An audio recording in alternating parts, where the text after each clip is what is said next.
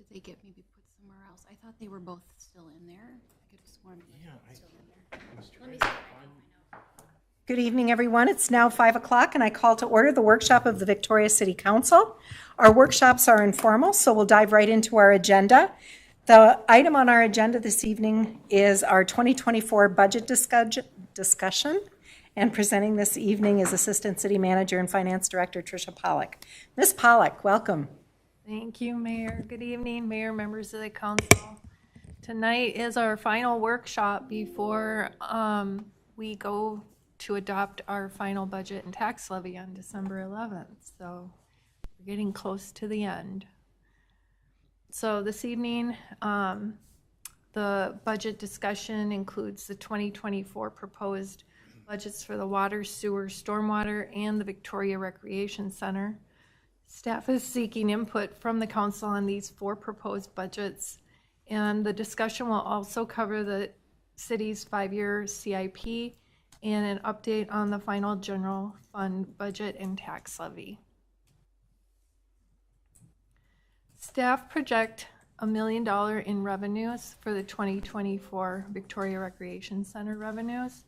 76% of those revenues are coming from the Eastern Carver County School District, either through the city and the district's lease contract or through reimbursements for staffing and maintenance costs. The remaining of the 23% are generated from memberships and facility rentals. The expenses for the 2024 Recreation Center are projected to be $785,000, which is 18.7% higher than 2023.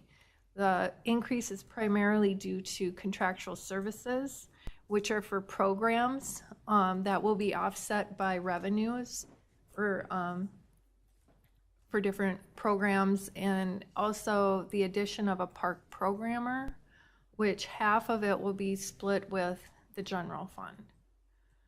29% of the expenses are, or $340,000 is for the debt service on the facility, which will be paid off in 2032. And it coincides with the lease income from the school district. There's a $55,000 planned capital outlay, which includes seal coating of the parking lot, the addition of a check-in kiosk near the front reception desk, and updating the lighting and painting in the main lobby area. These investments will help address the many comments the city received on our park system survey about the recreation center space being tired looking, dark, and outdated. Trish, on a similar related topic, the repair of the roof that we did this year, was that planned for 24 and we had to move it into this year, or did we have that planned for this year? Mary, yes, that actually was planned for this year. Okay. Not last year, but yes, we did move that up because of the severity of the roof condition. Okay, good. Thank you. Does anybody have any comments or questions on the revenues or expenses of the Recreation Center? Council, comments? Seeing none, carry on. All right. Then I'm going to move into, before diving into all of the enterprise fund budgets, I wanted to present some rate information for our utility funds. So I'm going to be proposing some rate increases for our upper tiered water rates and our sewer rates, and also the stormwater rate. And this will provide, I will provide more detail within those budget discussions, but I wanted to present this chart which shows where Victoria lands in comparison to its market cities' monthly utility bills. And all these rates are based off of a 6,000 gallon per month usage, which is considered to be an average for a household. And Victoria's household that uses 6,000 gallons of water, the bill would be $65.83, and that includes all the services. And with the proposed rates, it would be $72.88. So that home would realize an increase of $7.05 a month total. So I just want to give you an idea of where we're at before we start discussing the actual rate changes within each of those utility funds. The largest increase that I'm proposing is in the sewer rates. And so I did a special slide showing just the sewer rates. And as you can see, that Victoria is pretty low among its peer cities. And all of these cities, just to note, are all using Met Council for their sewer treatment.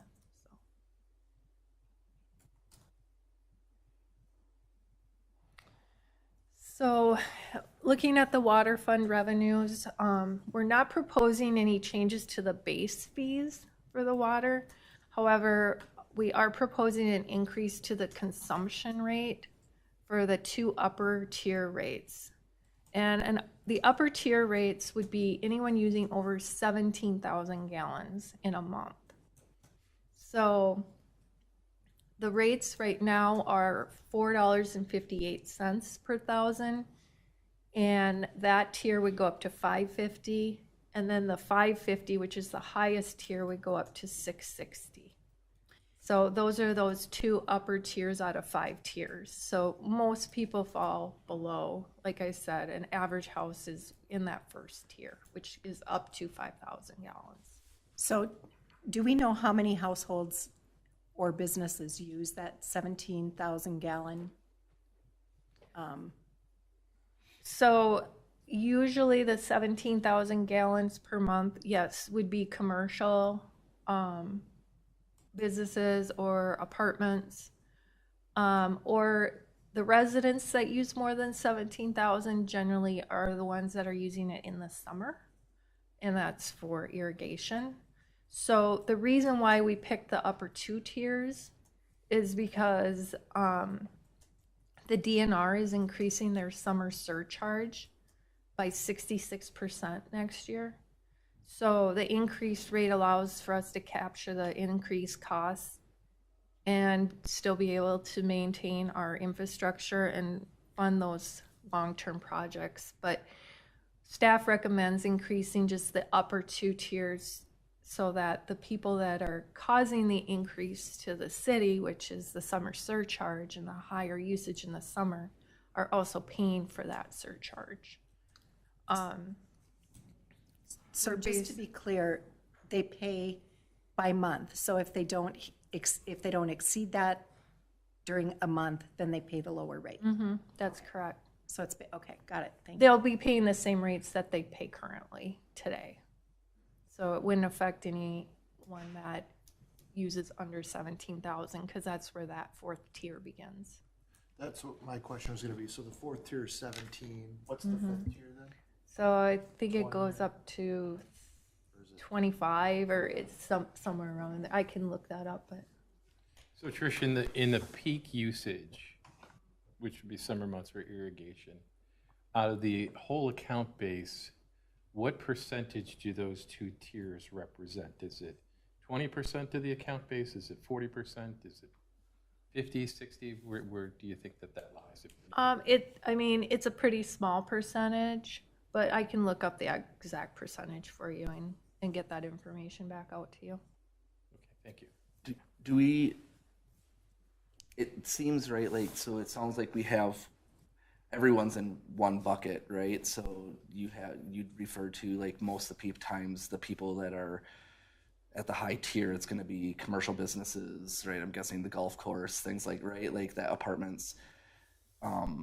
Have we ever thought about splitting, right? Like, so you have a tiering system for residential, right? So that we, those people that are taking advantage, right? Like doing a lot of irrigation from residential, but then a different tiering system for commercial, right? Like, because obviously a golf course is going to use more, and I'm not saying that they shouldn't be at a higher tier, but we're also, I feel like, kind of letting off those residents that are irrigating like crazy, right? Like, I know they're going to be at the higher tier, but I'm just wondering if it ever would make sense to have, right, a section that's just for residential, right? So you're getting, right, it might be a lower, you might that higher tier might actually come down, right? Because, you know, they're not using it at our high, you know, as a high tier wouldn't be as the same as a commercial business. And then the commercial side, you know, the ranges might be different than a residential for the different tiers. Am I being clear? Yeah, I understand what you're saying. That's a great question. So there are some cities that do have separate rate charts for commercial and multifamily versus single family homes. It's not to say that we couldn't do it. At the end of the day, the cost of processing the water is the same no matter what, but it is something that we could consider. A lot of times, cities will put different rates on like irrigation meters, so like your HOAs, some of those. And I know this summer, right, like we did see a downtick in irrigation, right, with since the monthly billing went into effect and that stuff. So Yes. that maybe is helpful. But I just was trying to see if there's like a way, right, like to make sure that understand. those people aren't. I understand what you're asking. And I think, you know, staff has done some really good work on conservation and trying to get the word out about water conservation and that sometimes our tanks dip pretty low in the summertime. That makes it a little bit nervous for the fire department and that kind of thing. So, you know, I guess I would favor double down on conservation efforts and communication to our residents about water usage. And, you know, just because it doesn't cost us any more to process the water, to Tricia's point, but I do really appreciate the conservation efforts and that those rates are tied to the use. So in addition to those top two tiers, staff is proposing a new water meter replacement fee. So that fee would be based on the size of the meter.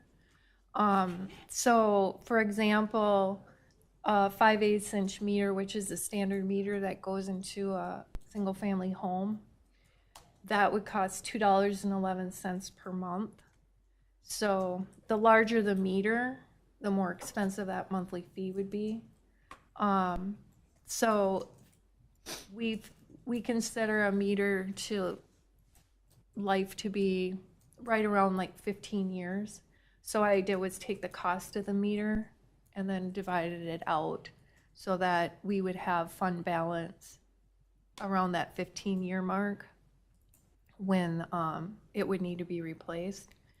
Now, as you know, we just recently replaced like over 800 meters, which was a significant amount of meters in the city, and we use ARPA dollars.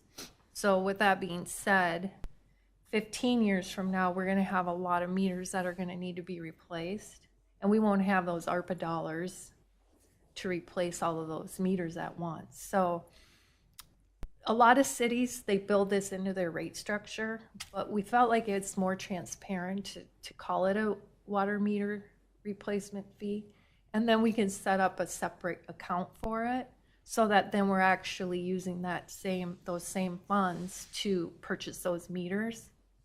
And especially some of those bigger meters, they can get up to be around $2,000 to $4,000.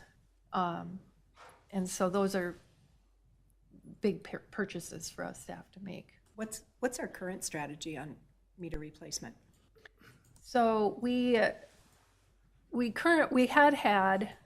previously, when I first started working here in 2012, we had just started switching meters from census meters to Neptune meters. So we were replacing them as their batteries died, and that worked okay. But as we got to be where we had so many of them left to do, and it was like half and half, then we're running two systems, and it was getting really clunky because that older meter system just wasn't, the equipment was wore out, and we didn't want to have to try and replace it because they didn't even make it anymore.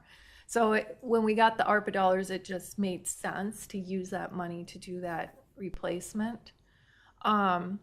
So this is kind of our plan now. So who was paying for those meters We prior, were budgeting for it and it was just, out of the levy? So well, it homeowners, wasn't levy money, it was fee for service through the utility funds. okay, so homeowners were sort of paying for it through their funds. We're not gonna reduce their rate, but we're gonna add this fee for additional, to save money to replace meters every 15 years. That's, And then will we do that on sort of a rolling basis? Is that the idea? yes, that would be the idea. And that way then, because before we weren't collecting funds for that purpose, so we would try to budget for an estimated amount of meter replacements. So prior to this year, we were doing, like maybe 100 meters a year. Well, now that we have them all transitioned over, except for 2 people, the old meters, but except for those 2, we have them all on Neptune. And so, yes, we have some that are actually like getting near to that 10-year mark. And so in the next few years, we'll start replacing those Neptunes, right? Because we started doing that back in 2012. So those ones will be starting to age out and we will be able to use then this fund balance to start replacing those. So we anticipate that then it will be kind of a rollover, but we expect in 15 years to have a large amount of meters that need replacement because we just replaced over 800 of them. And with the prices and the increases in the cost of the meters, it's getting pretty expensive. And we don't think that our fund balance in this fund would cover it. That's correct. We would have to increase the base fee, which we could do that too, but this we felt was more transparent. Okay, so this is our responsibility, not the responsibility of the homeowner to keep these meters up to date, but we would use this fee. And this is a monthly fee, okay. Well, and also just to note, like when somebody builds a new house, they have to pay for the meter when it's the first meter. So the city pays for the replacement of the meters, but they haven't been charging. So this would actually then be that charge to replace those old meters, which you could just charge them for a meter when you replace it, but then it's going to be $400 or whatever that dollar amount is, and people would probably rather pay the $2.11 a month, is my guess. I would as a homeowner, than get a charge for $400 when my meter goes out and needs to be replaced. Trish, what's the current cost of a meter today? Yeah, 5/8. it's about $410 right now for a brand new meter with a horn. The replacement meters, we don't put new horns on generally because we can reuse the horns, so it's probably about a little over $300 right now. So at $2.11 a month, we're collecting about $25 a year. Am I thinking about this the right way? Yeah, And then for 15 years, yeah, we have about $400. right, I mean, I kind of Well- think that we've sort of cleared the decks, right? We've right.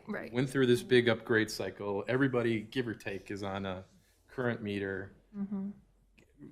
Roughly, we have about 10-year service life, so we're trying to time that household's next meter replacement with $2.11 a month. But we're talking about $400 today. $400 15 years from now might not be enough money. And then I don't think Brady's going to come and do those meter replacements like he did on my house last minute at great expense. Dude, might. I just feel like we might be a little bit short on where we need these meter replacements to be at this amount. And would we be, I know we want to try to keep costs down, but we also have a responsibility to cover this. And I don't want to see a shortfall in the future. Yeah, so my plan would be then to evaluate the cost of those meters every, couple years, and we may have to adjust the rate on that meter fee, providing that there will be inflation and the cost of the meter will go up. So I do anticipate that, it's not going to stay $2.11 for the whole 15 years. But it's where it would be today if that were the cost. So I would expect that that will increase in the coming years. Okay, well, we should get a jump on it, so it makes sense to, Right. we're thinking about the replacement in the right terms. I'm just a little concerned that we might be setting us up for a shortfall in the future if we don't size it properly sooner than later. Fair enough. All right. Council, other questions, thoughts on this slide? All right, moving on. All right. So now looking at the expenses in the water fund, they're about 1.5 million, which reflects a 3% increase in the operating portion of the expenses. The capital outlay budgeted a portion for oversizing. So that water main oversizing is what we pay back to developers when they put in a certain sized pipe for us to be able to add on for future developments. And then also I've included the Downtown West Phase 1. That's the water portion of that project if that moves forward in 2024. And then the water treatment plant water filter was actually going to be done in 23, but we are pushing that project out to 2024. That's a 4-year project. There's 4 different filters, and we're starting to get them on a rotation for replacement. And then a tracked skid steer, which is needed to access off-road areas. This equipment would allow for safer and less damaging access to areas that need to be serviced. And then the debt service is the interest for the 2023 A bonds for the Well 6 project and the Cigar Lake Lane water portion of the project. Do you have any questions on expenses? Pretty straightforward. Looks good.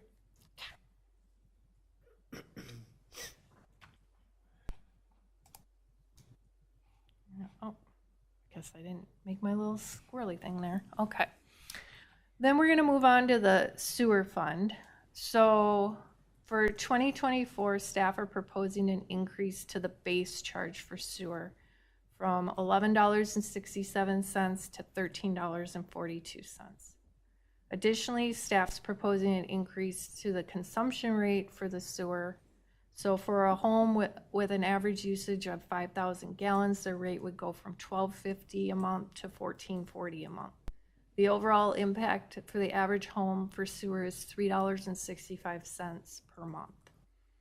And the change in the rate is being recommended as a result of the ongoing significant increases being passed on to the city by the Met Council year after year. So I have a chart there that shows the amounts that we've been paying and what we're expecting to pay next year. The fees have increased by 43%. So without an increase to the city's rates and with future growth, projections would show that the city would not have adequate fund balance to cover costs for long-term debt and planned projects. The Met Council's increases have continually eaten into our fund balance. I have attended, and so has Dave and Brady, attended these Met Council annual meetings. Their reasons for increases, we've been told, are because of increase in wages, increase in chemicals for processing the wastewater, odor control. They've seen a lot of the same significant increases that we have with our own in our own funds, and so that is what they've been telling us.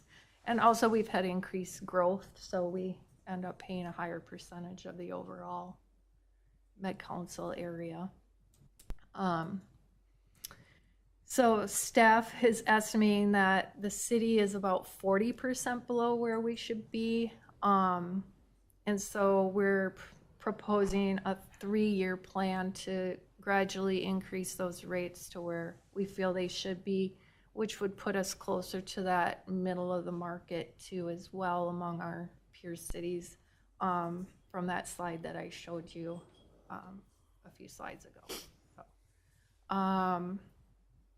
do you have any questions about the revenue portion before we talk expenses?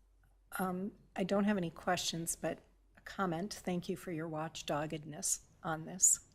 You know, we need to keep our eyes on this, and we've seen this increase come through, and I know we have some advocacy partners on this as well. So anything we can do to be helpful in that front, we certainly are, because this is getting to be a spendy line item. Council, questions, comments on this? All right, carry on. So, looking at the sewer fund expenses, the operating expenses are about 4% higher than 2023. The Zumbra sewer repair project is being carried over from 2023 this year, which it wasn't completed. And then I noted that the Met Council had an increase of 11%. Capital outlay includes 18 trunk sewer replacement that may be done in 24. We've been kind of carrying that one along year over year until it has to get done. And then oversizing again to developers, similar to what the water oversizing entails. The replacement of truck 118 was supposed to be done this year because we had a problem with getting vehicles.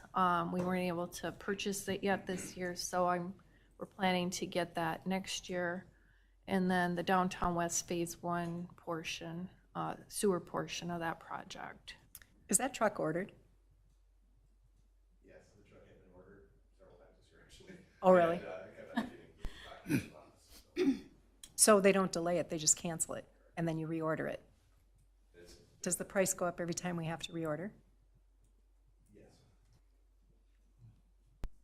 We reordered it twice this year, I should say, not several times this year, but it's been consistently and difficult to get vehicles in this environment, especially using the state contract. It's been very challenging. So. Do we have a delivery date on the most recent order? Not yet. No, we are in a holding pattern until chassis become available. So. All right, thanks, Dave.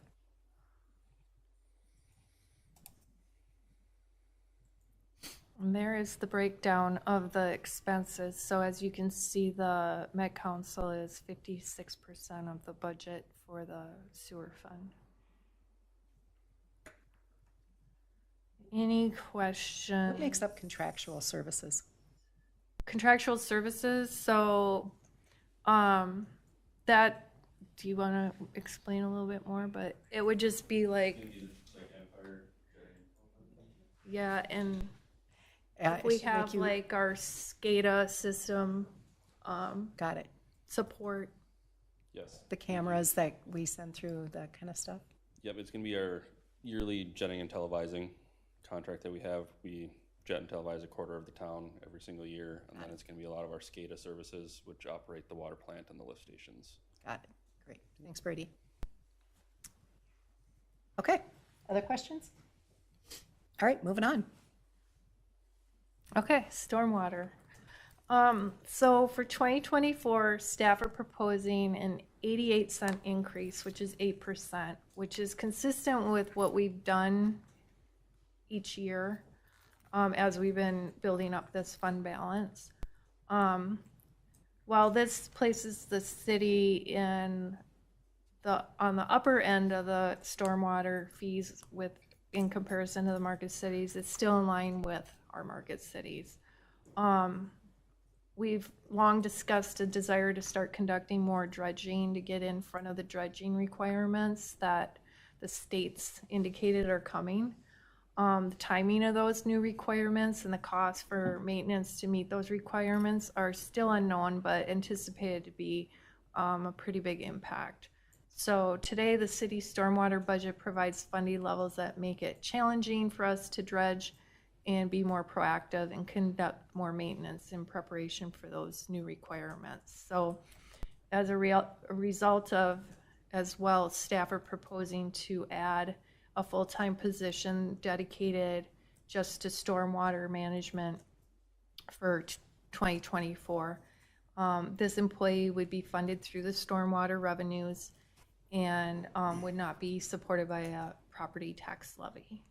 So having a dedicated staff in the stormwater will allow us to be more proactive in our maintenance and begin dredging our ponds. And this position would also be responsible for working on our MS4 permits, which have been recently revamped and more requirements and reporting have been required for the MPCA.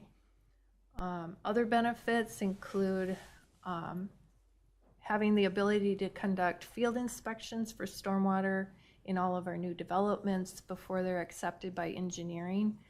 And we would have a dedicated resource to follow up with the developers during the development to ensure developers are meeting all the permit requirements.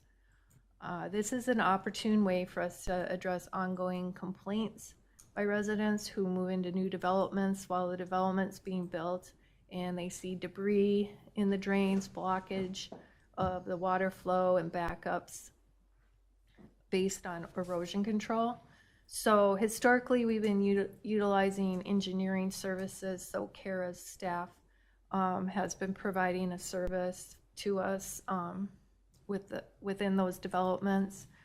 And this would be more cost effective for us to be able to have the city manage that stormwater in-house, and we wouldn't have to contract it to the engineering firm. There'd also be benefits to the more established neighborhoods by having a dedicated resource. We'd be able to better manage tree roots coming up through drains, drain tiles.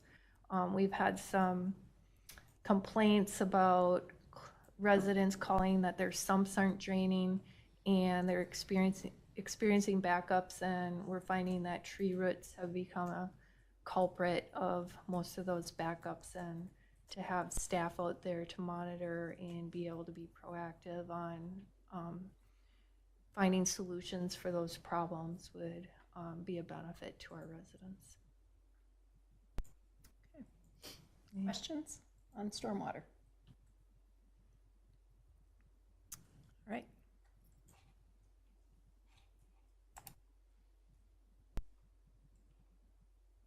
The contractual services at the 57%, so that cost is primarily all for like dredging services. So we budget like $300,000 every year to do dredging. So I'm going to move into the capital improvement plan, and Dave and Brady are here to answer questions about equipment, and Alyssa is here also to answer questions about IT and some of the other areas. So I'll probably be leaning on them if you have questions, specific questions. But just a reminder that the CIP adoption doesn't mean that it's automatic approval. All of the projects that are over $20,000 are going to come back to you as an item at a future meeting for approval. So you would have time to discuss and ask questions again at that time. So these are all adopted conceptually, and funding for these projects are all within the long-term financial plan. So I'm going to start with Public Works. The Public Works Equipment Fund identifies a purchase of a new tool cat. So I have pictures here of what a tool cat is. It's a versatile piece of equipment used for snow removal, brush hogging, ball field dragging, hauling rocks and dirt. Has attachments such as a bucket, forks for moving pallets, a snowblower for trails, And it's a key piece of equipment for trails because the trucks are too big to fit down the trails without tearing up the landscape. And the Bobcats get stuck on the trails, requiring additional staff and equipment to tow them out. So we found that the toolcat that we have now has just been a life changer for many of the tasks that Public Works do on a day-to-day basis. And in meeting with Public Works staff, the number one request was, we need another toolcat. We have so many trails, we need another toolcat. So that is why we have this included in our CIP for 2024. We also have the addition of a mower trailer. So the mower trailer is needed to transport the mowers to the different parks. So transporting them via a trailer is safer and more efficient, especially as our community continues to grow and we add more sidewalks, trails, and parks. It's not ideal for us to be driving a mower across town out to Wasserman Park. It's dangerous for our staff, and it's also hard on our equipment. We're putting a lot of extra miles on our mowers by driving them across to the many, many parks that we have in our beautiful city. And then the replacing of the Toro Gia mower, so that was last purchased in 2012, and so that mower has reached its end of life. So that is our large mower. It's got 16-foot mowing capacity, so it gets used a lot. And then the other item for 24 is the replacement of a dump truck that was purchased in 2007. So it's used for plowing snow and hauling, and the current vehicle has experienced an increase in maintenance, which has also become very costly. And if we don't replace it next year, we're gonna have to put a bunch of more money into it just to get it to pass DOT inspections. What happens to our old equipment? Do we trade it? Can we trade it in? Yeah, Dave, come on. Tell us about that. So yes, it does either get traded in or sold. Oftentimes it's traded in because it's just the easiest and the cleanest way to realize those dollars and add them back into the purchase of the new vehicle. So that's typically what's done. The mower is going to be one that's going to be traded in unless we have a buyer that's interested in purchasing for more than we are able to trade it in for. Certainly, we'd look to do that, but the trucks specifically are easiest and most cleanly traded in as we're making purchases for new. So that $285,000, does that include what the trade-in would be? Is that? No, it doesn't. So, but it does. We do have it accounted for a trade-in in our fund balance, so that we know how much money we need. Okay, very good. What are the odds that this is delayed too? Like it would. So that truck was actually due 2 years ago to be replaced, and we've been fighting to get it replaced for the last year and a half, really 18 months. We've been trying to get that same vehicle replaced. Similarly to the other vehicle that we were talking about, it's been a challenge. So we're hoping that this will be the year. We need it to be because it's gotten, as Trish mentioned, very, very expensive to keep on the road and keep safe. So Do we have a delivery date on that one? no, the state contract has actually just been ratified, I believe. So we're just getting pricing now. So we'll be looking to get that ordered soon. So All right, very good. Thank you. Dave, could I just back up on the mower that we want to replace? Will that one fit on the trailer that we want to buy? no. No. So that mower is quite efficient to travel on the road. It drives at 22 miles an hour, I believe, something like that. It's large and also would require a very large trailer to move that thing. I think that mower itself weighs about 10,000 pounds, so it would require a pretty heavy-duty trailer beyond the $6,000 trailer that we're looking to purchase for transporting our smaller mowers. And really, the smaller mowers are, as Trish mentioned, pretty inefficient at just driving down the road, and we would definitely benefit from being able to use a trailer to help increase our versatility and our efficiencies in getting those mowers delivered to the far ends of town. You know, certainly it might make sense in some applications and places to just continue mowing the way we are currently, but as we continue to spread out and get larger and bigger and farther away, that it's becoming more of a inconvenience and certainly less efficient to do that. So we will be looking to kind of diversify our mowing techniques and, you know, using a smaller trailer that's going to be able to put a couple mowers on it and get out to maybe to the Marsh Hollow neighborhood or Hunters Brook pretty easily without having to, you know, drive along a busy road. So Okay. Well, I mean, and thanks. It makes a lot of sense to put those on a trailer and not wear them out driving. yeah, And then, the large format mower that the Toro, that the GM 5900 is what it is just the quick answer is no, it wouldn't fit on that trailer, but it does get done. but you'll see that mower in traffic Yes. as opposed to a smaller one where somebody may not be paying attention and run over one of our public works employees on the mower on the road, which would, I think, be an undesirable Agreed. situation. That has been an undesirable situation. Yes, it has been. So, yes, thank you. Thanks, Dave. All right. Anything else?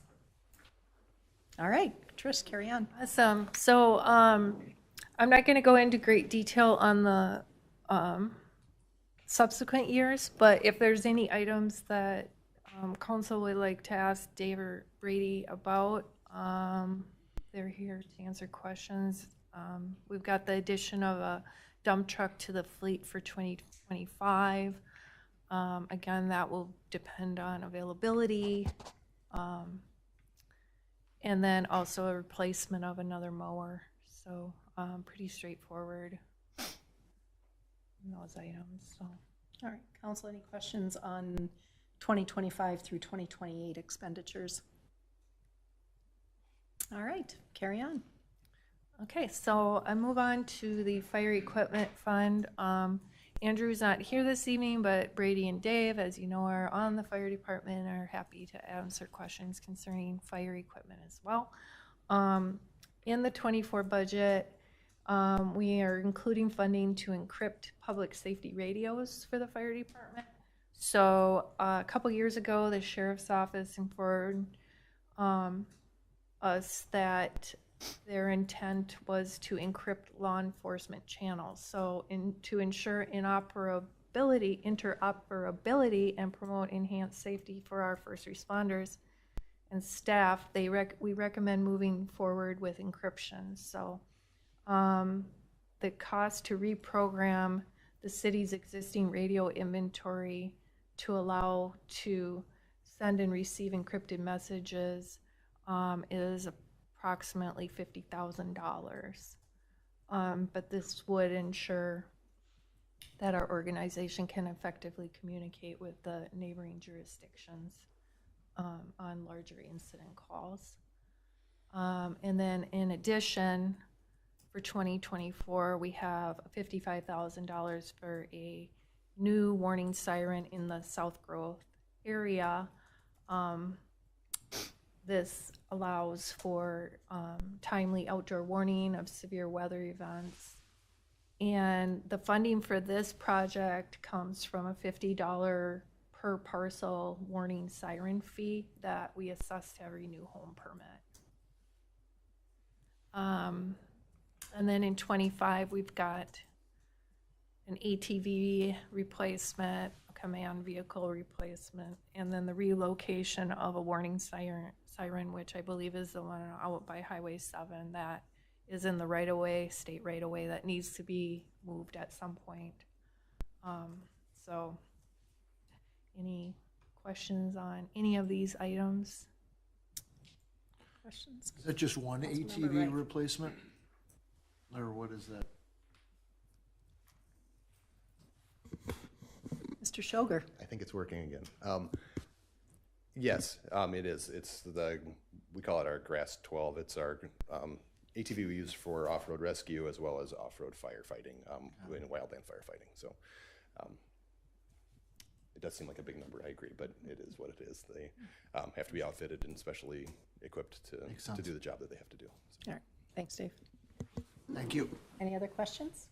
I don't have a question. I just would point out, right, we got some emails about the ladder truck, and just a reminder, right, this isn't approving anything, right? Like we're just budgeting because we think that at that point we're going to be prepared to need a ladder truck, right? But if we determine that we don't, that we'll push it off just like, so it's not really, it's just preparing for the potential. Yep. Yeah, that's correct. We are not currently transferring fund balance for that purchase either. It will likely be a lease purchase. So when we do decide to make the purchase of that ladder truck, you'll see an increase in the transfer into this fund to make that lease payment. But currently, we are not saving cash towards that purchase. So it does not affect the levy right now. All right. Questions, comments? All right, thank you. Moving on. Okay, so the Capital Facilities Fund is includes funding for the design work for the new fire station. So construction of the new fire station is anticipated to begin in 2025 and is projected to cost around $16 million. The design process is anticipated to take 12 months and is expected to begin in early 24. The 5-year CIP also identifies out in 2028 $550,000 for renovations to the public workshop, which would provide adequate work, break, office, and locker room space for the public works team. The $100,000 that you see on the fire station line in subsequent years is for the payment for the land purchase that we did last year, and that $100,000 goes to the sewer fund because that's where we got the fund balance to make that land purchase. Okay, so we loaned ourselves the money and we're paying ourselves back for that. Correct. All right, and then this public works renovation, I know we had talked about once we build our new fire station, that the current fire station would become possibly a second public works location. Do we have money figured into is that location going to need any renovation? And have we planned for that? Dana would love to answer that. Yeah, Ms. Hardy, please. Thank you, Mayor, members of the council. Trish, thanks. So yes, council, as you recall, back in 2020, we adopted a space needs study, and part of that study did make recommendation to make some improvements to our existing public works building. That public works building is undersized for our current needs, and one of the things several of you may recall, as part of those discussions was a really tight space. Well, first of all, that building was built to about half the size it needs to be. So the intent always has been, when the time was right, to basically mirror what we have today and add on to that. The space, as you've all been out there, is very crammed together. So it's a very small, there's approximately 10 people in our public works facility that operate out of there. They're sharing a very small and skinny, so long, basically office space, an undersized break room, undersized locker rooms, undersized restrooms. And so the $550,000 represents the kind of build out of those spaces, not the mirroring of the additional storage, but just to make it a little bit more, as we continue to add staff, as we continue to grow, to be able to operate efficiently out of that space.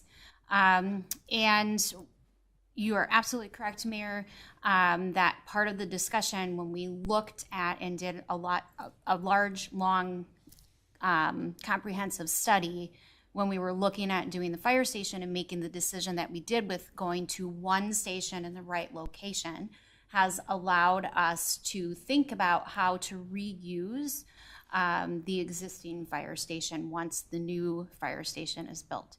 And as you all know, the utilities department and our water plant is connected to that fire station, and so there is some synergy for the utilities department to basically operate out of that as that's where we see some of the growth in our public works area too, in that utilities department. So it gives us a little bit more breathing room and comfort to evaluate and look at when we need to mirror the larger. It gives us storage, because the other thing that's happening is the end of life for our existing cold storage building. So that building is still being utilized fairly heavily. It has a lot of large equipment that we don't necessarily want to be having sit outside in the elements. And so as that building, in the coming near future, probably in the next 3 to 8 years, you're going to have to make a decision about how much do you invest in putting a new roof, putting new siding, doing a new building, or is there an opportunity as the new fire station gets built to move some of that storage into those bays that are being vacated? A lot of that's public utilities equipment.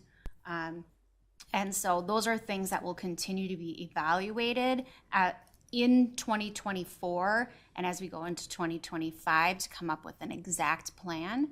But we've been having those preliminary conversations and making sure that from a budget perspective, we've got funding. The buckets might look a little bit different, but we feel like we've got a good financial plan as it exists today. All right, very good, thank you. All right, other questions, comments? Just a quick question. Do we have a sense as to what size project we're talking about for this mirror of the existing public works space? And Mr. Schulger, please. Good evening, Mayor and Council. Thank you. I can't say that I remember the number exactly, and I think that it's changed quite a bit over the last few years as building costs have gone up. I seem to recall it was, I think, $6 to $8 million, I think is what they were talking. But I would be remiss not to say that I'm not 100% sure that's correct. So I think that it was a quite large number. It is. I think we have like 6 million, and we have it in our long-term plan, so it would be a bonding project. So.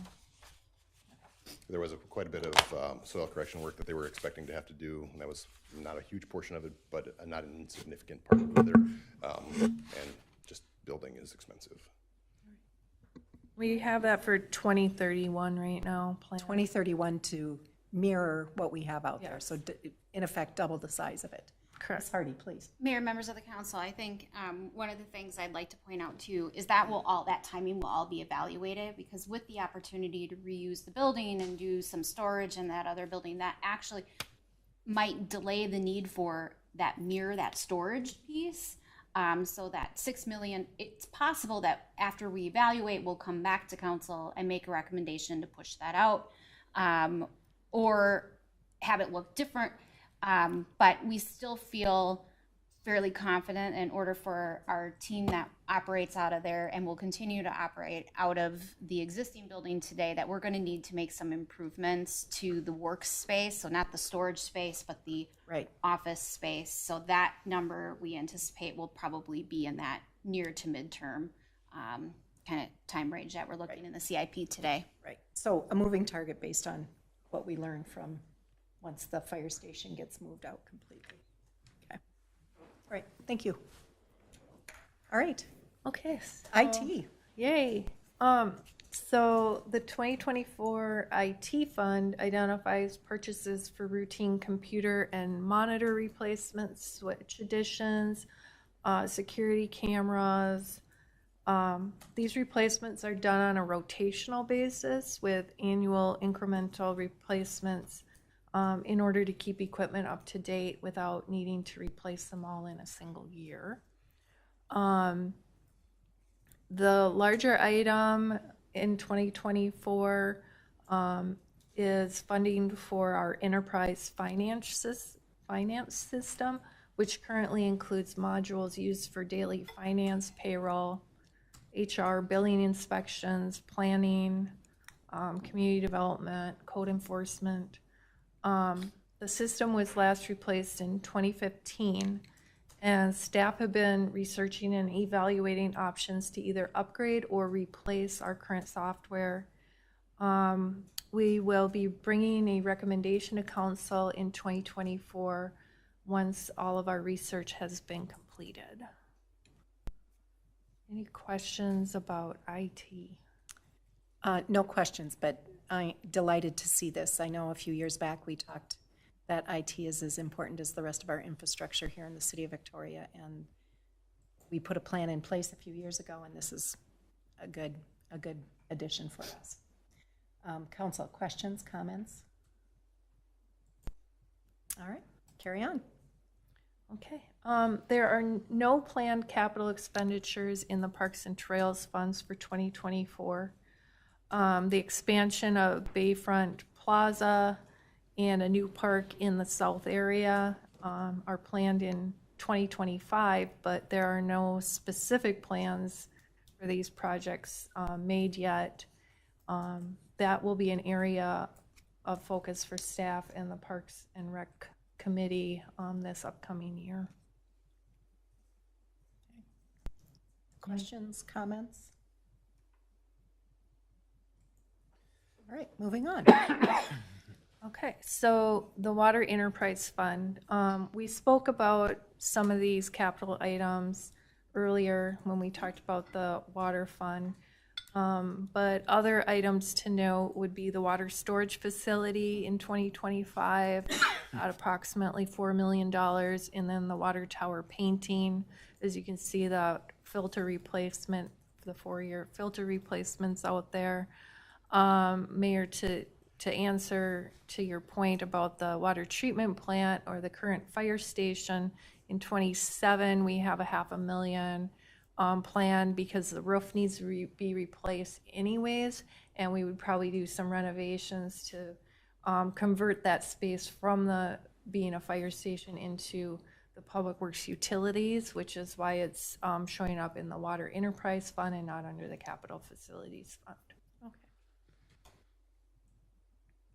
This $4 million water storage facility, is that going to be in the South Growth area? Where do we anticipate that to be? Brady, is that your bailiwick? Yes, currently it is planned to be in the South Growth area, kind of just south of Marsh Lake Road or in that area currently, to my knowledge. We don't have land planned for that as We do of not yet. have land planned currently. We're hoping to get the land for it through development. Got It it. all kind of depends on the elevation.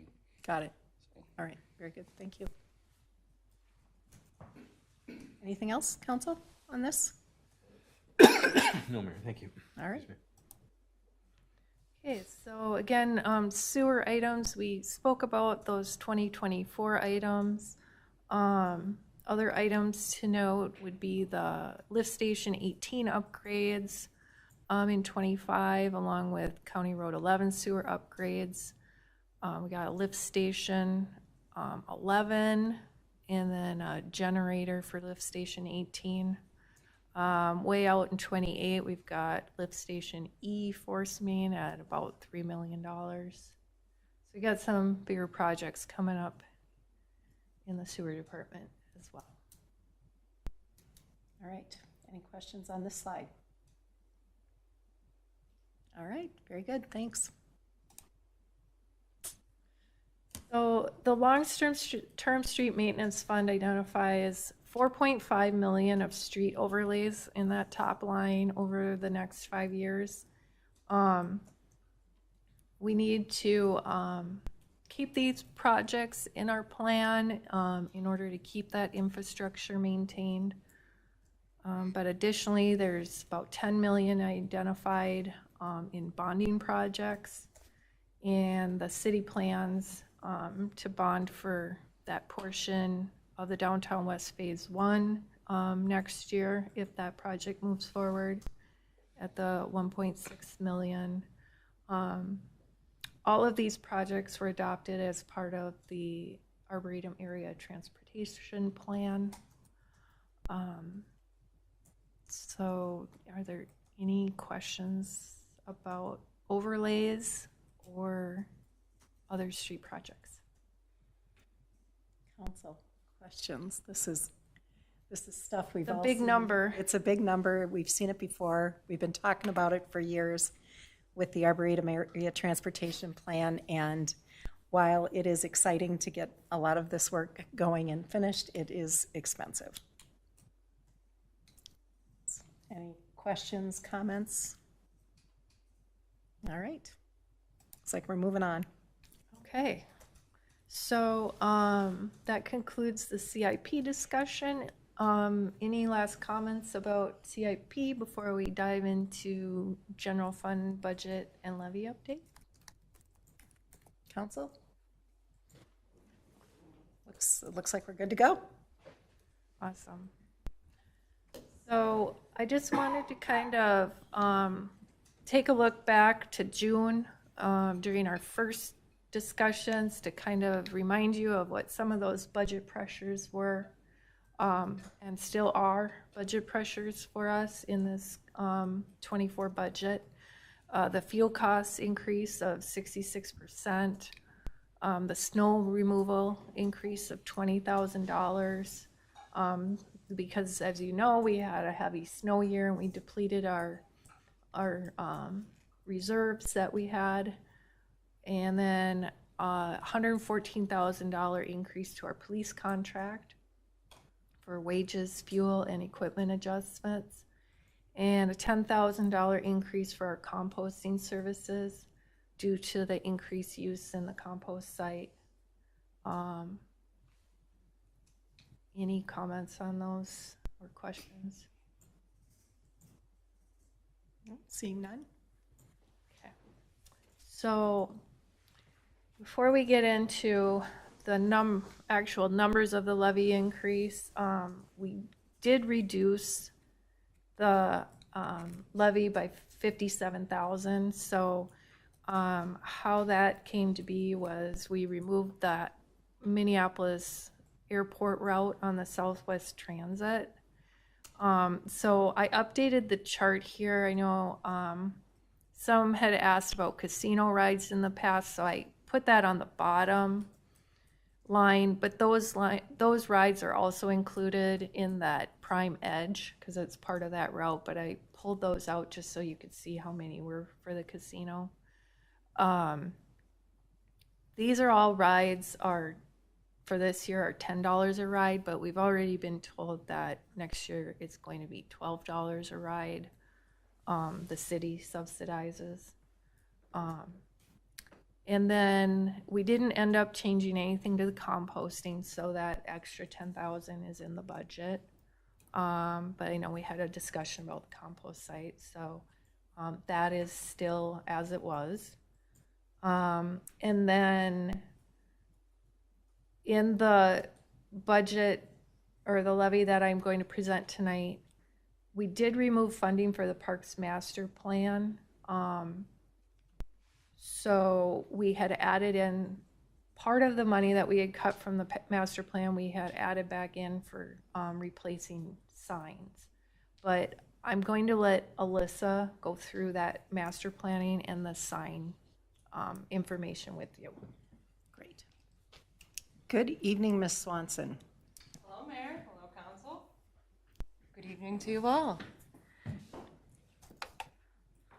All right, so as you all know, on October 18th this year, Council, you met with staff for a half-day workshop at the Victoria Recreation Center to discuss the future of the city's park system. And when we talk about park system, we're not just talking about our parks, but also our trails and our green areas and all the beautiful amenities that our Victoria residents love and enjoy. So as part of that discussion, there were really three key things that we're bringing back to you for further review and further confirmation. And the first one, as Trish mentioned, was additional funds for park signage being proposed. Wayfinding, in addition to providing a consistent branding amongst all of our parks, was something that Council, we perceived to be a huge priority for the community. So we took savings potentially from postponing the Parks Master Plan and placed it into additional park signs and wayfinding. Quick question. How much did we originally budget for that Parks Master Plan? What was So the original amount was $100,000. However, 65 was in the general fund, 65,000 was in the general fund, and 35,000 was in the Victoria Recreation Center fund. Okay. So moving into the Parks Master Plan, so that was budgeted for 2024. And as part of that discussion, there was a proposed delay. We had consensus from council to postpone the Parks Master Plan and incorporate the plan within the city's 2050 comprehensive plan, which will start within the next 18 to 24 months. And a part of that is to look at this park system as we grow, and the comprehensive plan is really to look at, you know, the future of Victoria. So incorporating our parks within that larger community focus. And then to subsidize that, because we still have 2 years approximately without a parks master plan, to create a park system plan with guiding principles that will really help guide council, guide staff, and guide the Parks and Recreation Committee as we move forward. And we're going to go through those guiding principles. I will note that these come directly from the workshop discussion. We might have known them as we talked a lot about themes and ideas from that discussion. So we call them guiding principles and goals now, but they're really coming from those themes that we discussed as council, as a group. So the first guiding principle is develop a unique Victoria, and this is really emphasizing the importance of being distinctive as a community, and also tailor our park system to our neighborhoods and reflect the character, history, and identity of Victoria. So we did create a series of goals underneath each of these guiding principles, and I will say it's almost like a three-tiered approach, very similar to our strategic plan. So we have the priorities, and then we have our outcomes, and then with underneath those we have initiatives. And we're doing the same thing here. So we have these guiding principles, which are the top level. We have goals, and then underneath those, council, if this is the direction that you're feeling that we should go, we will then, as staff, create initiatives, which will be more focused, more tailored, and we'll have some measurables with them. But we wanted to make sure that we were hitting all the targets before we move further into creating a full park system plan. So with these guiding principle 1 goals, it's building beautiful spaces that mimic and enhance the area's natural surroundings, creating that sense of place and space within the city's park system, providing spaces that complement existing features and amenities, support year-round recreation by improving access to outdoor winter activities, as I'm getting cold sitting in this room thinking about it, ensure all residents and visitors have opportunity to experience joy and a sense of wellness within the park system, and create opportunities for placemaking in the city, therefore reimagining our public spaces as the heart of our community. Before I move on to the next guiding principles, are there any questions related to principle 1? This has captured it beautifully, I think. So number 2 is foster community partnerships. There's a lot of talk about how do we enhance and improve the partnerships that we have in our community. So this one's really focused on that and really engaging and working with our community partners we have, but also finding new partners within the community that we might not have identified yet. So the goals within this section are improving access to our community parks and amenities. And I'm going to pause here. The reason we use community versus city parks and amenities is we know we have a ton of resources, park resources, recreation resources that aren't owned and operated by the city that also happen to be within the city limits. I think a great example is right next door to us is Carver Park Reserve. So we really want to highlight and market those amenities to our residents and to our visitors. That's what this is capturing. The second one is engage community partners to provide a robust park system and recreation programming. And then the third is engage and support volunteers to expand their capabilities. Do we have any comments or thoughts related to guiding principle number 2? Council? All right. And again, if council is comfortable with these, we would also create initiatives underneath these categories as well to really broaden it and further it out. And then the last guiding principle is embrace current infrastructure and amenities. Something we heard greatly in the survey is our residents enjoy our park system. They enjoy being able to walk to not just one, but multiple parks within our within city limits. So we really wanted to capture the use of our current assets, our infrastructure, and our natural resources within our community as we have them today. So the guiding principle goals are promote the city's vast trail and sidewalk network, leverage our city outlots, green spaces, and natural areas, market the city's park system, facilities, amenities, also our rentable areas, enhance and create opportunities to experience our parks, and develop strategic plans for priority park system areas. Mayor, Council, any thoughts or questions regarding? You know, I just will, just a shout out to our new website and all the good work that the staff has done on highlighting our park system and the amenities that are within those parks and how to get to them and what's, you know, what has a shelter and what you can rent. It's really, really awesome. So if anyone who's listening wants to explore that on our website, I'd encourage it. They've done a beautiful job on owning that out in for us. Thank you, Mayor. Any questions, comments on that? Okay, seeing none. So I'm bringing back the first slide, just as again a reminder of kind of where we are, the decisions that council you have to make tonight, and there are really the additional funds for the park signage, the Parks Master Plan continuing a proposed delay, and if you're comfortable with the guiding principles as described and asking staff to move forward with this plan and create that full-on park system plan with those. Okay. So just for clarification, we're going to take this $100,000, and of this $100,000 that's in the levy, we're going to use $10,000 of it for park signage, and then reduce the levy by $90,000. Am I understanding that right? Close, except for it was $65,000 that was in the general fund. So if we were going to split that up though between the rec center and we're not going to do a plan, what are we going to do with that $35,000 for the rec center? In the rec center's proposed 2024 budget, we continued to keep in an optimization plan, which is to really look at the rec center, the future of the rec center, what a potential business plan could be, if that's something council would want to continue to pursue. Okay. So I kind of want to talk through that a little bit. We do have some time on that piece of things.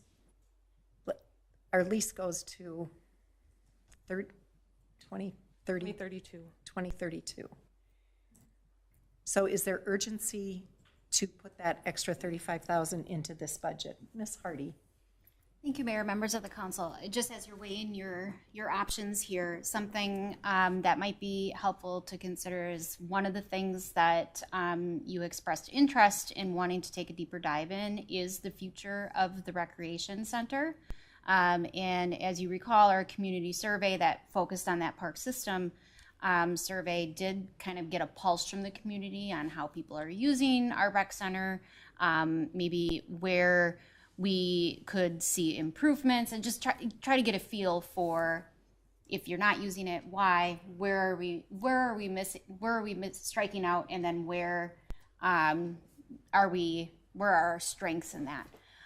So as we talked about, council, during the half-day workshop in October, you had thought about potentially doing additional conversations throughout 24, so potentially quarterly or semi-annual conversations, and one of those being the recreation center.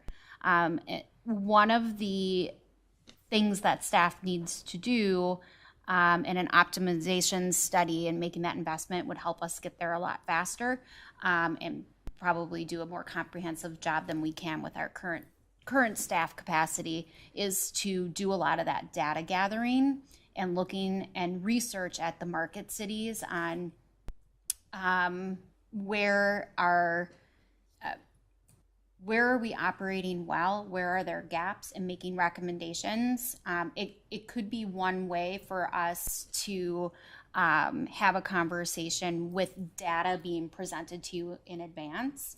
The other way to do that is to, Mayor, as you were probably going down the path of looking at, is potentially delaying that investment doing some data gathering with what we're able to do, and then council giving us some direction on where we can maybe focus some additional resources. So there's two different paths to get there, but the optimization study would be an opportunity for us to bring more thorough and comprehensive data on current use and potential considerations for future use as we think about what does the future of the rec center look like post the lease agreement, and how do we need to start thinking about preparing for and planning financially for the continued and ongoing operation of that facility, not only the day-to-day operations, but making sure we can cover the capital investments long-term as well.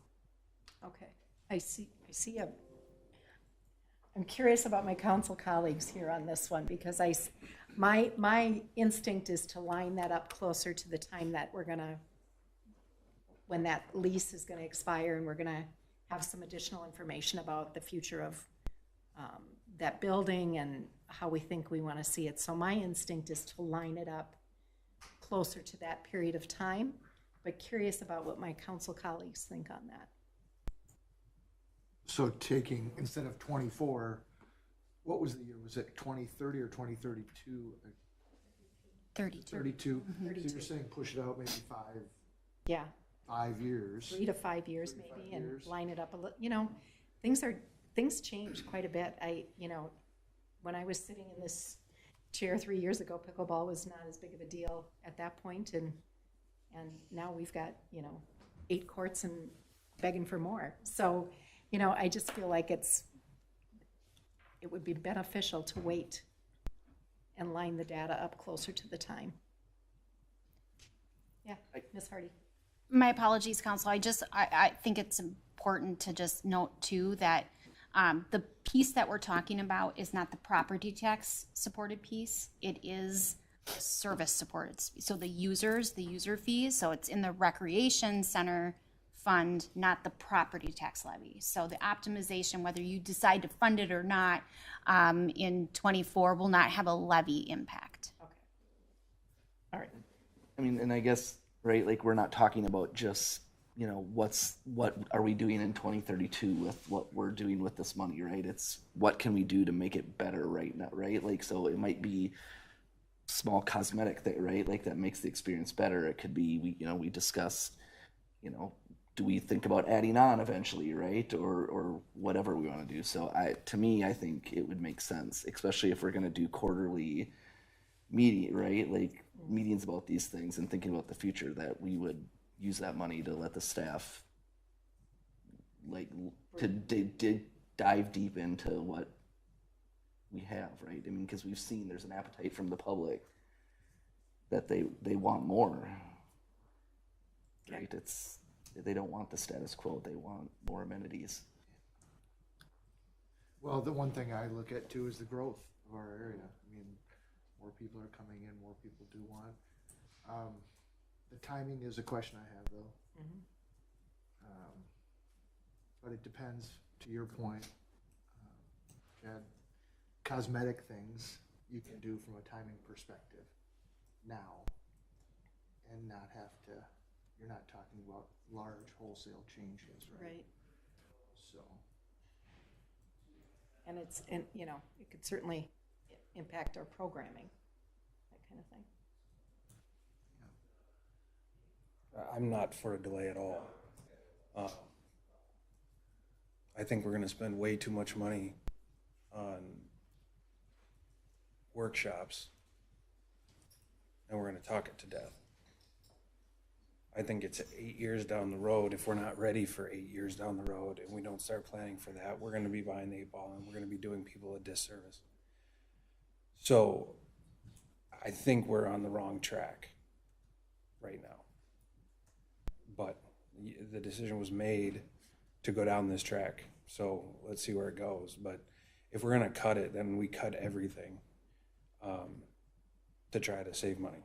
And that means compost goes, Southwest goes, whatever we can see as a rising cost, which the compost is. I bet we pay more next year for that site, to the tune of another $10,000 to contractors dumping.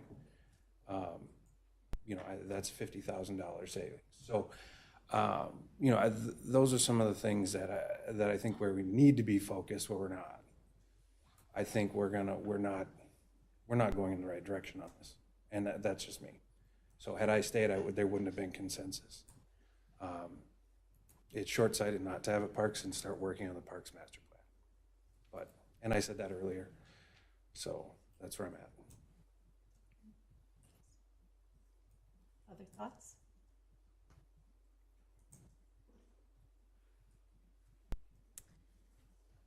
Alrighty. So we've got some decisions here to make. We have to give staff some direction on where we want to go with this.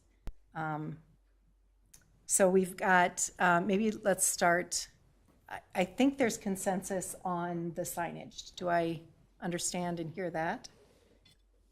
I'm seeing head nods. I think that no.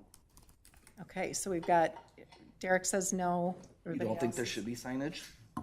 We can, if we're putting Band-Aids over things, sign it, if we decide we're gonna do this and then we have to pay for a new sign anyway, because something in the parks master plan says this is gonna be a different use, then we just spent twice on what we needed to do. So if we're gonna do the signage, it all needs to be done at once. So putting Band-Aid signage over things that because we want it to look nice, but ultimately end up changing the use, or that use changes through the master planning process, then we're paying for two signs at the cost of one. All right, let's back up a little bit more further then and talk about the $100,000 master plan. So $35,000 would be allocated toward the rec center and $65,000 to the levy. Do we have consensus to do a park master plan and spend, what is this, $100,000 on a park master plan? I'll start and I'll say, I think I'm not in favor of doing that right now. I feel like our park system is in a great spot, and I know, I think our park plan is in a great spot right now, and I know that there is benefit to doing a big master plan when we do our comprehensive plan, which that work is going to be starting soon. So that's where I land on it. So, council? That's a lot of work to do during a master planning process. So we're gonna have a parks master plan process going on at the same time as a 2040 or 2050 plan, or whatever, the 30-year plan. So why wouldn't we have the parks plan done before that, so it can feed into the information on a long-term plan, so that where it fits into that?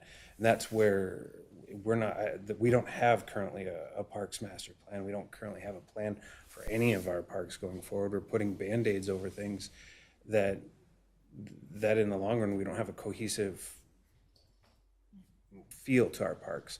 Putting a different colored slide in that curves a different way doesn't necessarily make it any different park than the park down the street. Yeah, I mean, that's where we're at right now. And so with the parks master plan, that feeds into our long-term plan. We shouldn't do both at the same time, because then we're going to be looking at, well, what are they doing over there? I don't know, what are they doing over here? And if you've got one group doing both plans, because it's a different group, one of us or the mayor's on the long-term plan, we need to have this ready. Where our parks sit now, that's not what this plan is for. This plan is for where our parks are going to be and where we want them to go. We don't have that right now. It doesn't feel cohesive. It doesn't look cohesive, and we don't have a gem park. We have a nice park, but we don't have one that you can go do multiple things at. Lions Park, you can go watch a baseball, softball game, or walk a quarter mile along a path.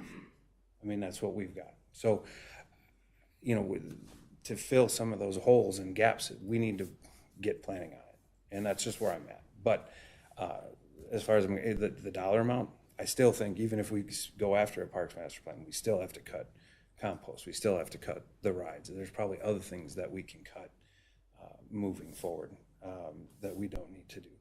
But Is the big expense in the, like, because we'd be hiring an outside firm or company, right, to basically analyze all of our, is that like where the big price comes in? Mayor, members of council, that's a great question, and I couldn't break down exactly how a consultant fee would work. We haven't gotten that far into the details, more just a high-end, what a parks master plan would cost. There is some discovery, which we did do a lot of work ourselves as staff this year. And we've incorporated that into the 100,000 as part of this, what we've proposed to you for 2024. The additional cost is really understanding, what our future of our parks will be, identifying potential new parks, locations for those new parks, what this community wants, having regular conversations at the Parks and Recreation Committee level, engaging with surveys or in focus groups within our residents. So there's a lot of still those areas of discovery that would go into a Parks Master Plan to then feed into the consultant work of actually creating the full report. I agree with what you're saying, Derek, like about the, right, we need a comprehensive plan. We need to know what we're doing. We want to make everything. 100,000 just seems like a lot. Like I don't disagree. I just am like, is there a? I mean, it's not. Is there an in between? I don't know. Like, not going to be any cheaper in 5 years. Understood. I mean, but we're sitting at a place where do we pay this or do we try to have all these things? I mean, workshops alone take $10,000 worth of staff time every time we do one. $10,000 worth of staff time, which means they're not working on other initiatives. They're working on some aspect of us to try to hopefully get to a point where we can do a Parks Master Plan. That's $40,000 next year that we just spent on 4 workshops. We're talking about cutting $100,000. We're at 65. We've already eaten up 40,000 in workshops, and we're no farther along to actually having the Parks Committee and us and staff and a potential consultant or whatever's in this budget for a plan. We're already at $40,000 going, okay, Well, that's but the workshops are different than a consultant would do. But if the it's- workshop is designed to find out direction and strategic planning and that sort of thing. So workshops have a different goal. But if they're all surrounded, from what I understood, they're all surrounded around the parks and talking about this plan. Ms. Hardy, please. Thank you, Mayor, members of the council. My understanding as a takeaway from the conversation that we had on October 18th was that there was some value in having some deeper dive workshops that maybe extended beyond the time frame that we normally do to allow for more organic conversations. While we didn't decide specifically on exactly what those topics would be, I just want to repeat back what I heard and see if that aligns with what you're hearing. So the Recreation Center was certainly one item that you had some interest in doing some deeper dives on, as well as visioning for our South Growth area, potentially our West Growth area, as there's an opportunity for development. There's been some conversations in the West area of properties getting ready to sell, and there's an opportunity for us to have some conversations, collaborative conversations with the Watershed District, who also has a focal geography focal interest in that area, that Western Growth area. Those were some of the things. That vision for the South Growth area, what I heard, there was interest in you were interested in having a deeper dive conversation about the economic development opportunities and what that vision looks like for our commercial area, but also the recreational component. As we know, we have a lot of growing to do in that area, and now would be the time to be looking at that. So that was my takeaway and my understanding. So I just wanted to put that out there for part of the conversation. Thank you for that reminder. can you speak to how Councilmember Gunderson's concerns about trying to do a Parks Master Plan at the same time as we're doing the city's 2050 comprehensive plan? Mayor, members of the council, Councilmember Roberts, so there's a significant investment that cities place on when they're doing their comprehensive plans. As you know, that happens every 10 years. It's not unusual, and I believe we spent just around $200,000, but it's not unusual for us to, we're probably going to be looking at $250,000, so $250,000 for that activity to do. It's a heavy lift. It's a comprehensive plan, so we're looking at many different aspects of the community. The parks is one of those things that we would be looking at. And because it's so heavily that those conversations and that dialogue, it's typically a 18 to 24 month community engagement and outreach initiative. So you're having a lot of community conversations. And the thought was that there is an and part of the discussion is there's an opportunity to kind of kill two birds with one stone. So you're already having those conversations that are strategic or forward thinking about how we're using the future land uses, in that area. And so there may be an opportunity to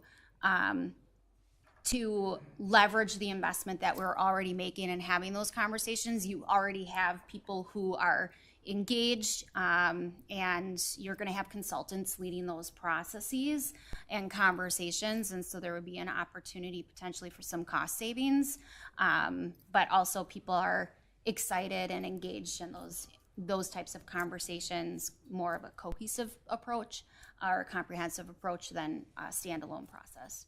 So that was the thought behind why it might make sense to combine those conversations, which is why I believe when I think back to what the conversation was, where you landed on having a park systems plan, that still allows you the ability to use park dedication funds and to invest in the community. And you talked about the things that we were doing well, and we were hearing the things that you liked from the existing parks master plan that we still didn't quite finish, or we want to continue to enhance, and that's what you were seeing coming through in those guiding principles and what was proposed to you this evening.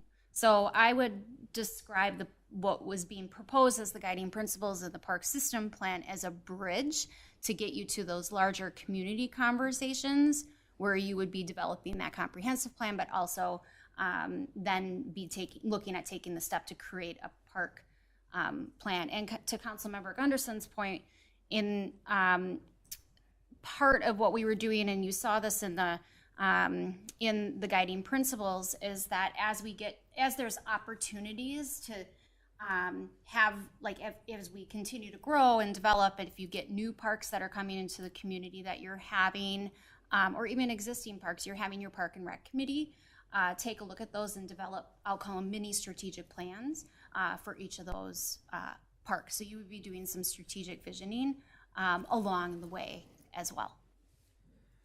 I also wonder, we've talked a little bit about at our half-day workshop, we have a neighboring community that is going to have a referendum next year, right? So by this time next year, we will know if that passes or not. We want to be unique, right? One of the big things we've talked about is we want something that's a destination that only Victoria has. Does it make sense to hold off for that year, right? To make sure, right? Because if we're doing a master plan before we know, I know there could be referendums every year, right? But I mean, that's potentially a big one that could affect what we think we might want to do.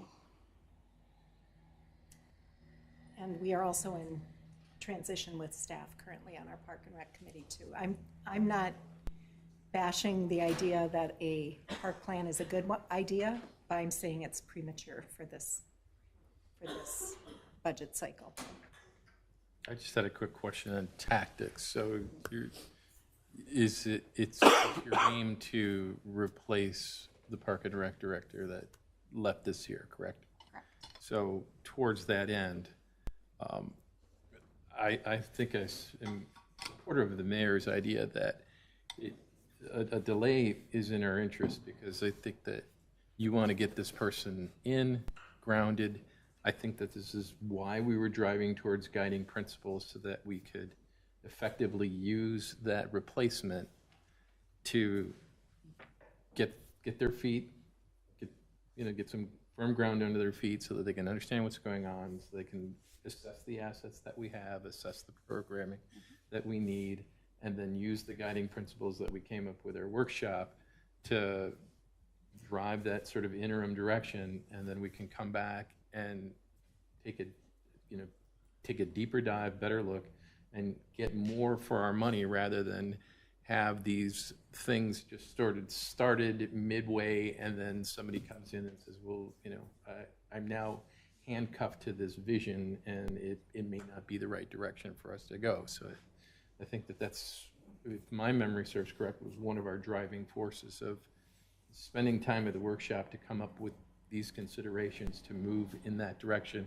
Not saying that we don't need it, it's not a no, it's just a not now. And I understand Councilmember Gunderson's reticence on trying to combine those into one big plan. Yes, it is a heavy lift. Towards that end, I'll just say that we have a capable staff, and we put one more resource on it, then we're in that much better position to be able to juggle it. All right, so we need to give some direction to staff here. So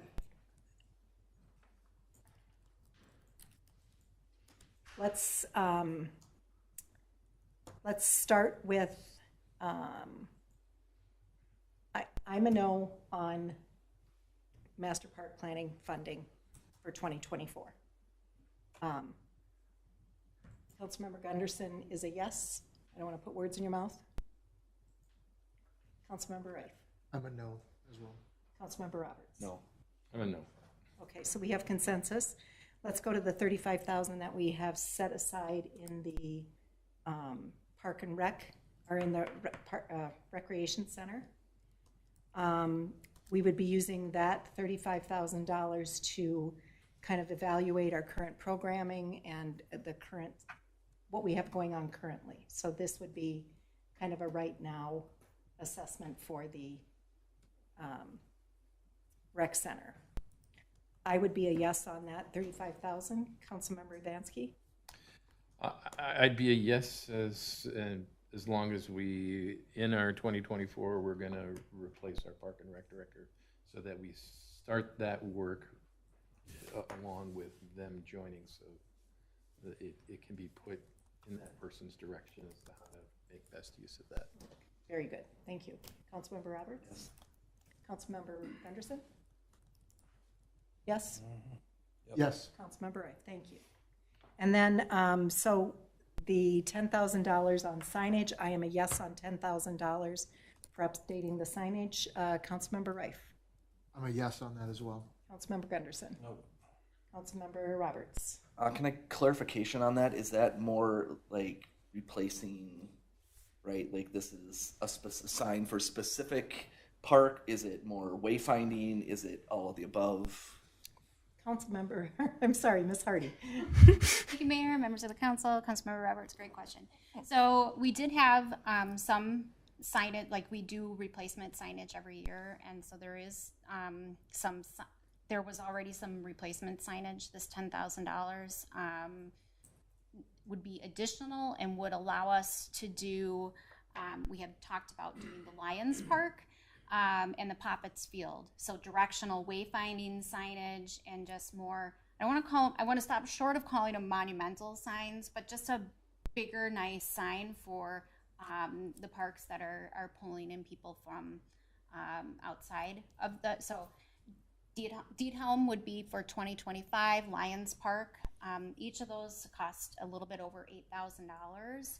So that would allow, the $10,000 would allow us to do that. And then we talked about doing, what does it mean to be the city of lakes and parks, and how do people experience our parks? We talked a lot about the trails and the open spaces, and using wayfinding signage to help create that sense of place, and the additional funding would, approximately $2,000, would allow us to do that along trails, open spaces, some of those place-making things along the way. Then I'm a yes. Okay. And Councilmember Evansky.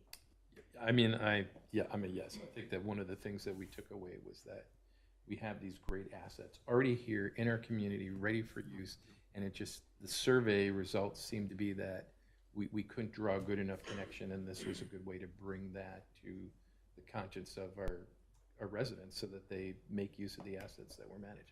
All right, very good. So that looks like consensus on that. And then, Ms. Pollack, what else do you need from us? Ms. Swanson, what do you need from us? That's okay, Mayor. The only thing would be if the guiding principle seems like a great start for us, and I'm seeing head nods, so I would say yes on we will that. move forward with those. I'll convert my nod to a yes. Yeah, thank you. Thank you all. All right. And Ms. Pollack, anything else from you on? Actually, I have one more thing. Oh, I'm sorry. I keep trying to rush over you. I'm so sorry. I almost left. So there's one other new item for consideration, and this was brought to us this past week. So staff has received a formal petition to reduce noise related to the use of our outdoor pickleball courts, which are located at D-Town Park directly behind the Victoria Recreation Center. The petition includes 78 signatures of residents living nearby the courts, and the petition includes 2 recommendations for council consideration. One impacts directly the budget. So the 2 recommendations are listed on the screen. The first is to request a change to the court playing hours. This would need an amendment to our parks ordinance limiting the hours of the court specifically. And staff's recommendation, if council would want to move forward with this, would to bring this to the Parks and Recreation Committee to review and provide a recommendation back to you all. And then the second recommendation part of the petition is to request purchase and installation of a sound barrier. This will be located on the north and the east side of the court fence. Right now there are no wind screens on those areas, and those are also the areas that directly are adjacent to any neighborhoods or homes. Those would approximately cost $15,000. They would be made of a vinyl material, which are often seen in sport court as well as construction areas. They are made to absorb and also deflect sound. Is this the same as what's on the other 2 sides currently, or is it it's higher? It's more. It's not just wind. It's obviously sound too. Yeah, Mayor, Council Member Roberts has a great question. These are not the same material. The south and the west side are windscreen materials, so they're transparent in nature. They're made to help block wind, but not necessarily absorb or deflect wind. The material that would be a sound barrier would be mostly soundproofing, and it is like a thick vinyl, so you wouldn't be able to see through it. It would be a hard padding. So do we know how much it would, I don't know, in terms of decibels? You know, what is the decibel level currently, and if we put these sound barriers in, what does it drop it down to? Mayor, I do not have those answers for you. There is some question on the use of sound barriers for pickleball courts, mostly because of how sound is directionally, or how sound directs itself. When you're playing pickleball, depending on the areas of the courts you're standing in, sometimes the court barriers absorb the sound. And then other areas, if you happen to be standing on the opposite side of the courts, it deflects upwards. And as sound goes up, it eventually comes down, and it would mostly still impact the neighborhood surrounding it. So it isn't a cure-all, fix-all, hence the reason for the 2 recommendations in the petition, but it definitely does help with some soundage within the courts. Okay. The decibel amount, I don't have an answer for you. Okay. Let's take the first one, the change the court playing hours first. I would be in favor of letting the Park and Rec Committee take a look at that based on usage of the pickleball courts in their time. I agree. I agree as well. I think the main thing is the starting morning hours and the late evening hours are the 2 components there, so I agree. If we're putting in a sound barrier, wouldn't we want to put the sound barrier in to find out how that affects the sound to then change the court playing hours? Because if it takes care of the sound, then why do we need to change the hours? I agree with that. So, I mean, if we put the sound barrier in, then, I mean, changing put these in to reduce the number of hours that we can use them, increases the cost that we just put on them. So if we're spending $15,000, I mean, either should do one or the other right away and see how it does. But if we're gonna spend the $15,000 and put it in the budget, then we put the sound barrier up and then take a look at what it does to the sound. That makes good sense.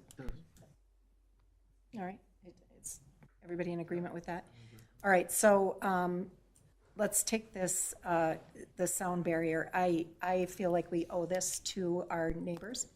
We want them to be happy in their homes, and the $15,000 sound barrier, $15,000 sound barrier feels like a good investment in that. But I would hesitate, I don't want to put it on the levy. I'd say let's find it within our own budget. Let's find it in our current budget, if we can do that. Council? I mean, does that hurt us in other areas? I mean, Trish, do you want to I speak to that? Or not Ms. always Hardy? easy to find money, right? So, Ms. Hardy, please, Thank you.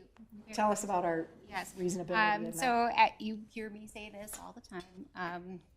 Our staff does an amazing job. When you ask us to bring you a budget, it's to do the things that we've talked about. Fund the current services, make sure that we're meeting service levels, our commitments to the financial plans, all those things. So we don't have a lot of, I'll say, fluff around our budget. But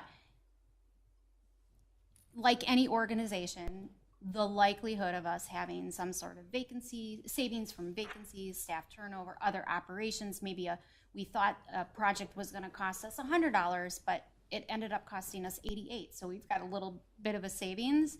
The likelihood of that happening but we don't plan for that. We don't budget that way. So everything in your operating levy has, it's what we need to operate the city. So however big or small, it has an impact to your levy. It makes your levy go up and down, and that percentage will fluctuate. So if we find that that means that we will have to find savings within the parks budget. Another thing to think about could be at the end of the year, the likelihood of us having some sort of savings, you could assign fund balance should we have that. I don't know if we'll have that. We close our books in February. You make those decisions in March. But that could be an option for you, but it would also be a risk. So if you wanted to go that route and we pursued something, we would be looking for reducing an operating expense within the parks budget to fund that. so my only concern would be, so a couple things, I guess, right? So we operate like a family budget thing, right? Like, so it's great when you can save money, but oftentimes, right, your dishwasher breaks, your oven, right? Like last year we, I believe, didn't we run out of salt, or we're getting low on salt because we had a heavy winter, right? So what if that happens again? We just talked about one of our trucks that is not going to meet MnDOT standards, right? So we could potentially have to fix that if we can't get the new truck. So it makes me nervous to say, let's just find $15,000 when we have potential winter issues and a truck that we might not get the truck because we've been waiting, what did Dave say, 2 or 3 years already to try and get it. And we might have to fix it to get up to MnDOT standards. So it makes me nervous. So you're saying increase the levy? Yeah. All right, so you get, Councilmember Evansky. Well, I'm just gonna throw the Baby Ruth bar in the pool for those who are Caddyshack fans. One potential thing that we can consider doing is let's postpone the signage that we want for the parks and use the signage funds and then find $5,000 to put up the sound barrier for the pickleball courts.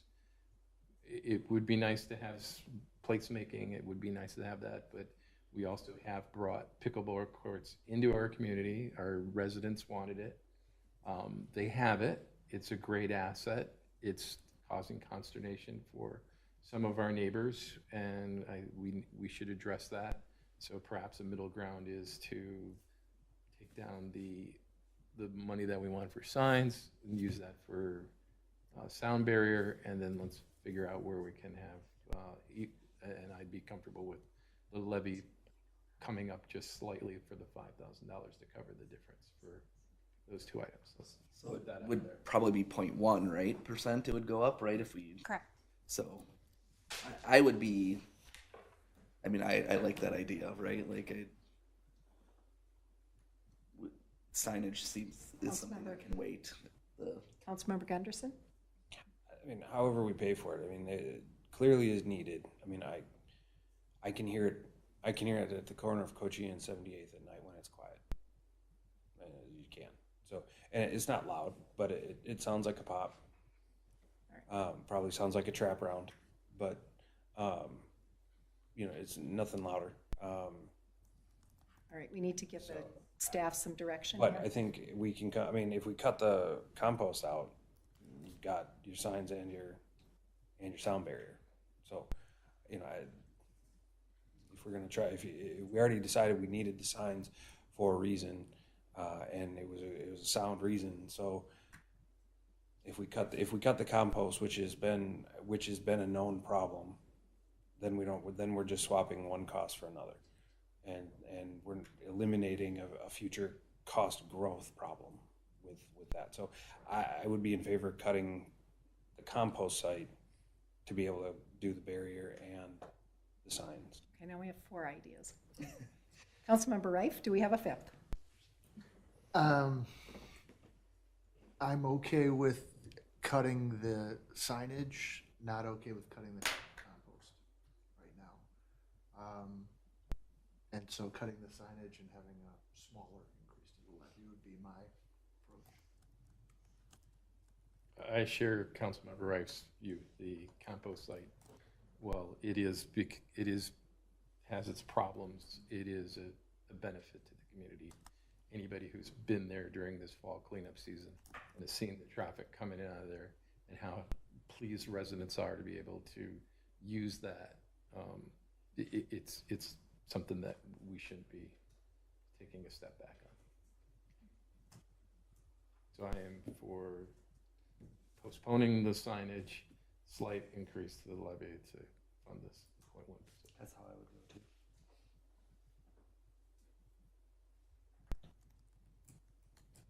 I think that's 3, right? Yeah, I think that'll work. Postpone signage, add an increase to the levy. If at some point, let me see how I can phrase this. We will know in February or March if we have the extra 15,000, and then we could move forward with the signage. Mayor, members of the council, we'll start a list. So what I believe I'm hearing is consensus to bring back as potential assigned fund balances in Q1 for you once we close our books to have on for consideration using assigned fund balance in 2024, should there be any, to fund the park signs. Revisit that conversation. Yes, very good. All right, am I seeing head nods on that all the way around? All right, very good. Ms. Swanson, I'll go back to you. I'm actually done, Mayor. Okay. Then Ms. Pollock, what do you need from us here yet? And if you're joining us, waiting for the council meeting to start, our workshop is running a little bit long. We'll get this going as soon as we're finished here. It's important stuff, and we gotta hammer it out. Thank you, Mayor. I just have a few slides, so Yeah, very good. it shouldn't take long. So after that discussion, so the proposed final levy of 8.2 million would be an 11.82% increase, which is lower than what the max tax levy of 12.1. So Does this take into account all that conversation we just had? so most of it, except for adding the 5,000 Okay, into the levy. So it's not going to be a significant impact. So you'd still be below the max tax. So that's fine. okay. But it will be slightly higher than 11.82%. But if it's 11.82%, which it'll be close to that, the proposed levy increase results in a 1.8% increase in the tax rate. And the property tax of the median home value, which is $559,700, city property tax would be $1,632, which would reflect an increase of $135 over year 2023. So when you ask what is the driver of that 11.82% levy increase, I've prepared this slide which shows the breakdown of our levy and the portions of the levy that are driving that. So included in the operating expenses is $33,000 to administer the 24 elections. So as you know, we didn't have an election in 23. And when you're looking at an increase year over year, which is that 11.82, we do need to factor in that we do need to have money in there to do the election, which is a presidential election, which is actually more expensive than our 2 years ago election. So that is one of the drivers in there. And then also previously discussed in our CIP, the need for the streets, including the overlays. As you can see, that is a large portion of that increase in the levy is that transfer that we are doing into the street fund. The facility CIP actually lowered, and the parks and trail CIP actually lowered the levy a little bit, and our overall fund balance, slight decrease in revenue increases that levy, as does a slight increase to the debt service for the 2023 street project that we're doing. Any questions about this slide? There's no question where that money is going. Yeah. Very good. Thank you for that. So I'm on my last slide, just asking for feedback and comments on that 5-year CIP, enterprise fund budgets, Victoria Recreation Center, and also on the proposed general fund budget and levy. Council, questions, comments? Make a comment that I feel is we've covered these adequately, so Trish feels like she has the direction, and I'm good. All right. Anything else? Council? All right.